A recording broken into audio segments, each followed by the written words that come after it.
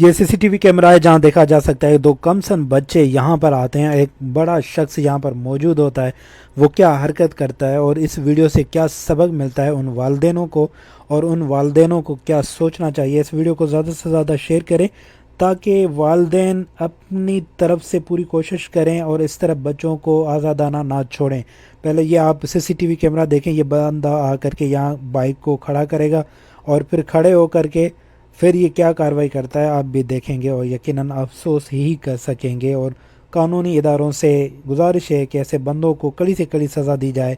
सज़ा जज़ा का जब तक फैसला नहीं होगा तो कोई भी जो ना जुर्म नहीं रुक पाएगा। सज़ा जज़ा के फैसले किए जाएं और अदालतों को केस सुनने के लिए फ़ाल किया जाए ताकि बर वक्त इनको सज़ाएं दी जाएं।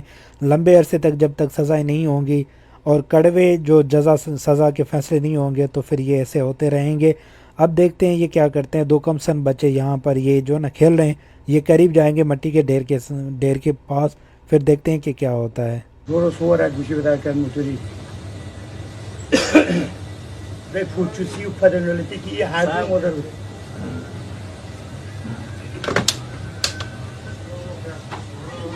خوب پیش ببرم میشه تو پیش تو دکتری که من بیشتر کنم